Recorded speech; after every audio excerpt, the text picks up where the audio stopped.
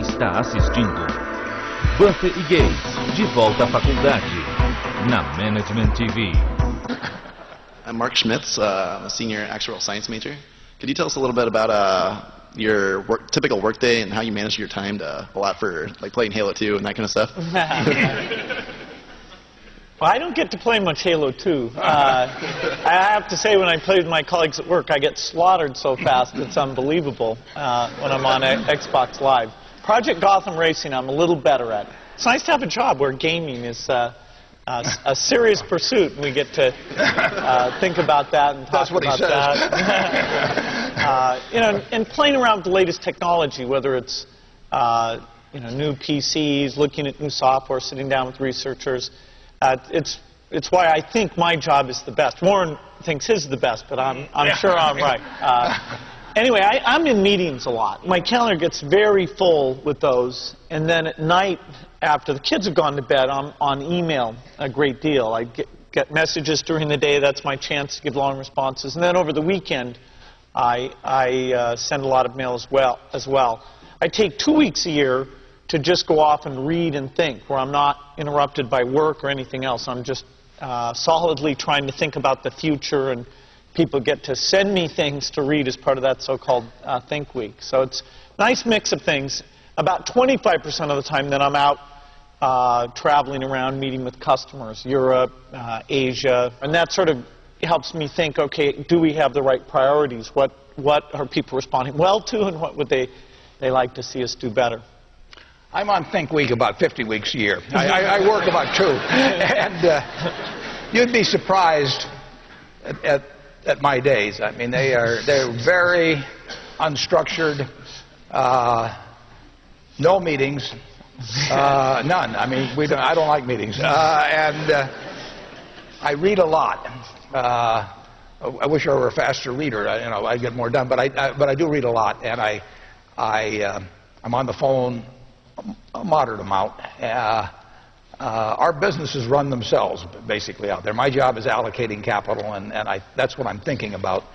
But I don't like to have things all packed hour to hour to hour. And Bill and I are both extraordinarily lucky. I mean, we really get to do what we like to do, the way we want to do it, with people that we choose to be around, and they're terrific. I mean, we've really got everything our way, and we're very fortunate. And in his world, he has a different kind of pace than I have, but we both love it the way we do it. And my guess is that we're each the most productive in that particular mode too, because it fits our personalities and aptitudes.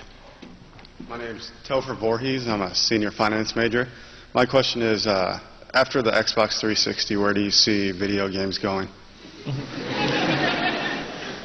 Well, Xbox 360 is a pretty good step.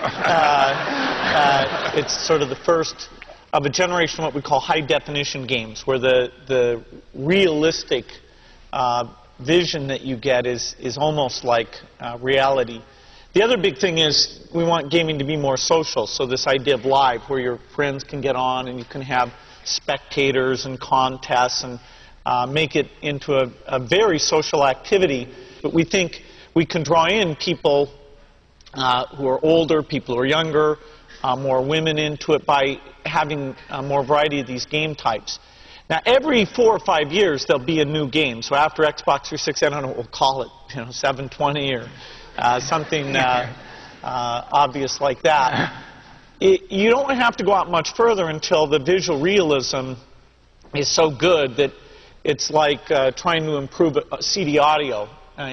There are ways of encoding audio with more resolution than a compact disc, but people can't tell the difference. So a lot of it will come back to the creativity of those game developers.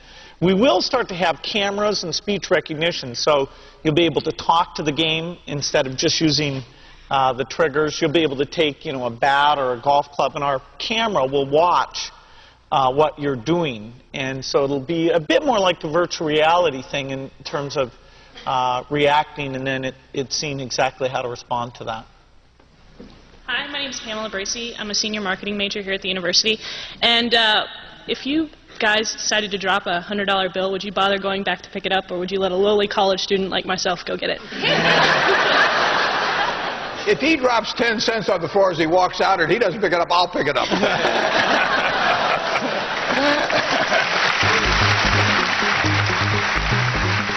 Next, Warren Buffett and Bill Gates give world-class advice to the students about good habits, making mistakes, and keeping their inner scorecard in check. Hi, my name is Nicole Brockhoft, and I am a senior business administration major here at the university. And I was just wondering, what is the best piece of advice you've ever been given, and how has it impacted your personal or professional lives?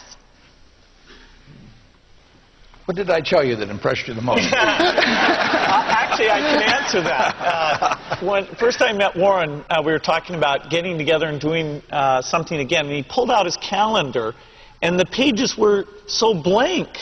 And I said, wow, you know, you've managed to avoid getting tied into a lot of kind of meaningless activity.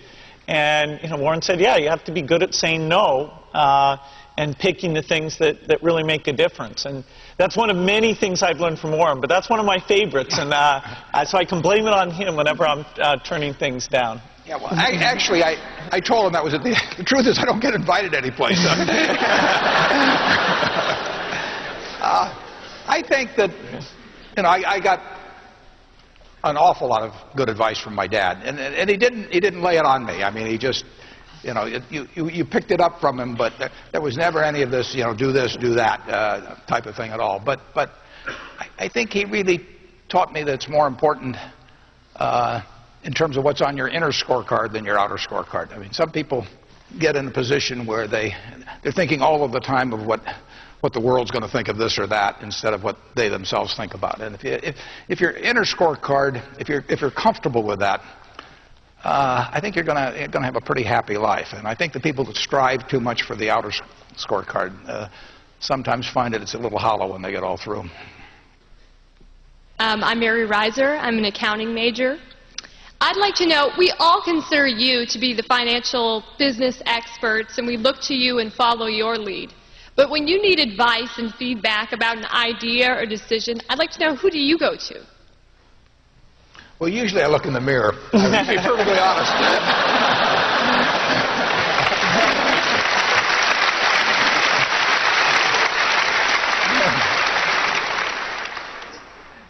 The nature of what I do means I have to think pretty much independently.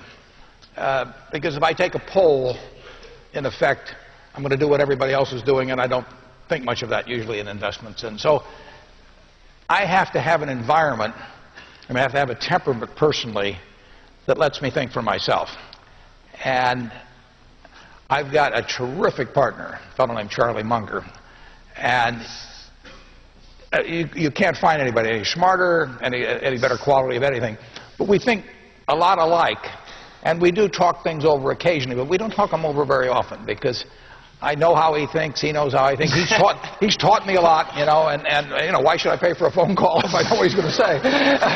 So if I need to get a cabinet around to make decisions or anything like that, I probably shouldn't be running the place. That doesn't bother me to have the responsibility for it, but I just don't want to put it up to a vote because I've seen too many, particularly in the investment world, as you get larger and larger groups making the decisions, they get more and more homogenized. And I don't think you will ever get brilliant investment decisions out of a large committee.